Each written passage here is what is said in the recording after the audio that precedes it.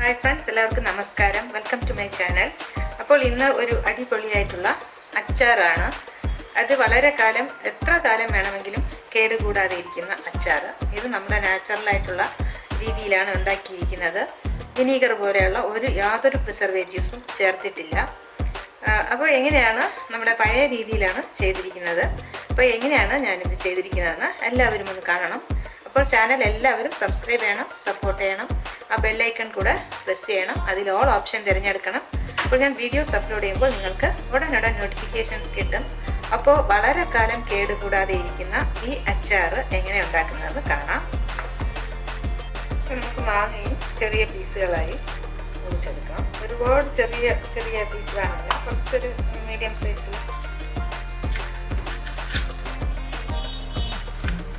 ഈ സൈസിൽ മുറിച്ചെടുക്കാം.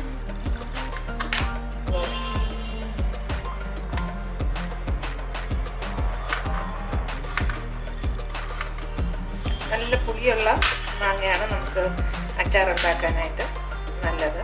നല്ല വിളഞ്ഞ മാങ്ങയായിരിക്കണം. ഇത് നല്ല വിളഞ്ഞ മാങ്ങയാണ്. ഇതിൻ്റെ ആ ഒരു ഇതൊക്കെ നന്നായിട്ട് വെച്ചിട്ടുണ്ട്. പിന്നെ പിഞ്ച് മാങ്ങയേക്കാളും നല്ല വിളഞ്ഞ മാങ്ങയാണ് നമ്മുടെ ഈ ഒരു അച്ചാറിന് നല്ലത്. അപ്പോൾ നമുക്കിത് മുഴുവൻ ഇതുപോലെ അരിഞ്ഞെടുക്കാം.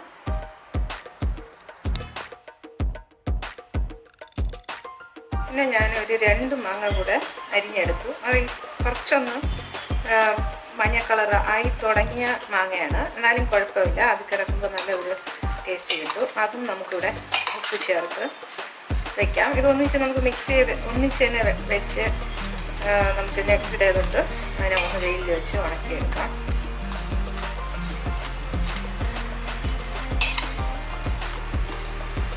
അപ്പോൾ ഈ മാങ്ങ കുറച്ചൊന്ന് കളർ മാറി തുടങ്ങിയതാണ്, എന്നാലും കുഴപ്പമില്ല.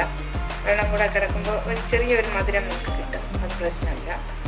അപ്പോൾ നമുക്കിതെല്ലാം കൂടെ ഒന്നിച്ച് തന്നെ മിക്സ് ചെയ്ത് നമുക്കൊരു ദിവസം വച്ചിട്ട് നമുക്ക് നെക്സ്റ്റ് ഡേ തൊട്ട് ഉണക്കാനായി വയ്ക്കാം. അപ്പോൾ നമുക്ക് അച്ചാർ ഉണ്ടാക്കാനായി ആദ്യം ഉലുവ ഒന്ന് വറുത്തെടുക്കാം. ഒരു ടീസ്പൂൺ ഉലുവ വറുത്തെടുക്കാം.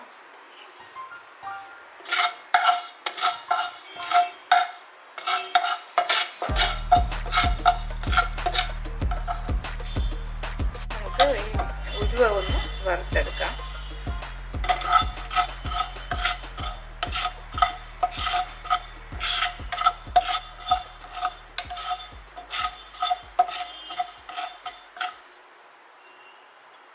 കരിഞ്ഞു പോകാതെ ഇടയ്ക്കിടയ്ക്കൊന്ന് ഇളക്കി കൊടുക്കണം.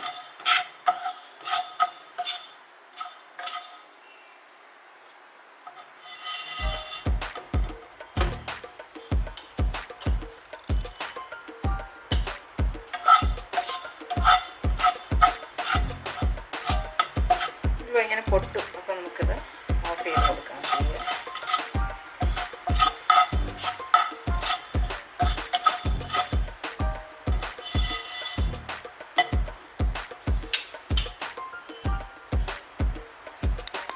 ഇതുപോലെ കടുകും കൂടെ ഒന്ന് ജസ്റ്റ് ഒന്ന് ചൂടാക്കി എടുക്കാം. 1 ടേബിൾ സ്പൂൺ കടുക്.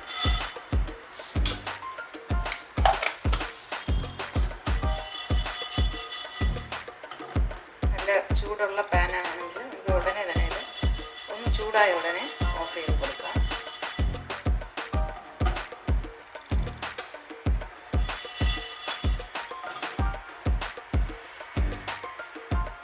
ഇപ്പം ഞാൻ ഒരു പാനിൽ ഒരു 5 ടേബിൾ സ്പൂൺ നല്ലെണ്ണ ഒഴിച്ചു കൊടുത്തു.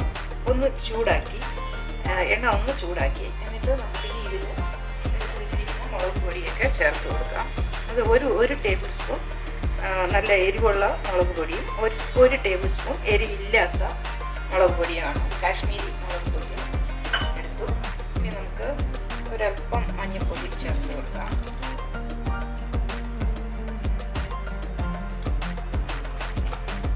പിന്നെ കായപ്പൊടി കൂടെ ചേർക്കാം. എണ്ണയ്ക്ക് ലൈറ്റായിട്ടുള്ള ചൂടുണ്ട്. ഈ മുളകൊന്നും കരിഞ്ഞു പോകരുത്, പക്ഷേ ആ പച്ച മണം ഒന്ന് മാറുകയും വേണം.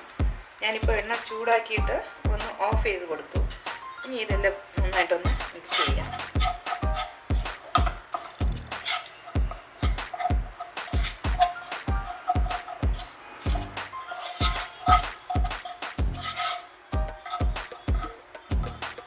ഇനി നമുക്കിതിലേക്ക് നമ്മൾ പൊടിച്ചു വെച്ചിരിക്കുന്ന കടുകും ഉലുവയും കൂടെ ചേർത്ത് കൊടുക്കാം.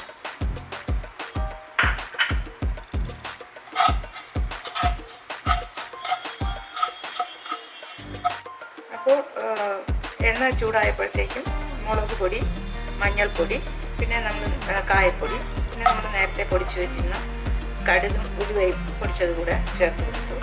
ഇനി നമ്മൾ ചേർത്ത് കൊടുക്കുന്നത് മാങ്ങയാണ്. ഇത് ഉണക്കിയെടുത്ത മാങ്ങയാണ്. ഒരു 4-5 ദിവസം വെയിലിൽ വെച്ച് ഉണക്കിയെടുത്തതാണ്. നമ്മളിങ്ങനെ വെയിലിൽ വെച്ച് ഉണക്കുമ്പോൾ നമുക്ക് പിന്നെ ഇതിൽ വിനീഗറൊന്നും ചേർക്കേണ്ട ആവശ്യമില്ല. ഇതിൽ ഫംഗസ് ഒന്നും വരില്ല. അങ്ങനെയൊക്കെയുള്ള ഗുണമുണ്ട്. പിന്നെ ഉപ്പ് നല്ലപോലെ പിടിച്ച് മാങ്ങയ്ക്ക് നല്ലൊരു ടേസ്റ്റ് ഉണ്ടാവും. അപ്പോൾ നമ്മളൊന്ന് വെയിൽ കാണിച്ച് എടുത്താൽ മതി.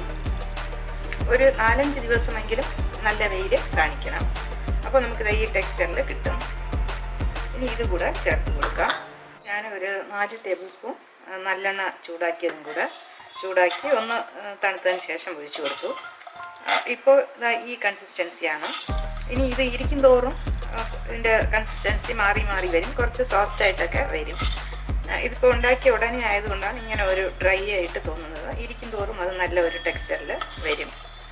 അപ്പോൾ നമുക്ക് എത്ര നാൾ വേണമെങ്കിലും ഇങ്ങനെ ചെയ്ത് കഴിഞ്ഞാൽ കേടുകൂടാതിരിക്കും. കാരണം നമ്മളിതിൽ ഒരു തുള്ളി വെള്ളം പോലും ഉപയോഗിച്ചില്ല. എണ്ണ മാത്രമാണ് ഒഴിച്ചു കൊടുത്തത്. മാങ്ങ ഉണക്കിയിട്ടുണ്ട്. അതുകൊണ്ട് ഒട്ടും കേടാവാതെ ഇരിക്കും. ഇതിലിപ്പോൾ വിനീഗറൊന്നും ചേർത്ത് കൊടുത്തിട്ടില്ല. ഇപ്പോൾ വിനീഗറൊക്കെ വേണമെന്നുള്ളവർക്ക് ചേർക്കാം. പക്ഷേ ഇപ്പോൾ ഈ ഉണക്കിയ മാങ്ങയിൽ അതിൻ്റെ ആവശ്യമില്ല. ഇപ്പോൾ ഉണക്കാതെ നിങ്ങൾ ഫ്രിഡ്ജിൽ വെച്ചിട്ട് എടുത്ത മാങ്ങയാണെങ്കിൽ വിനീഗറൊക്കെ ചേർത്ത് കൊടുക്കേണ്ടി വരും. അപ്പോൾ ഇതിന് ഞാനൊന്നും തന്നെ ചേർക്കുന്നില്ല. ഇതിന് ഇരിക്കുമ്പോൾ തന്നെ ഇതിൻ്റെ ടെക്സ്ചർ മാറി വരും.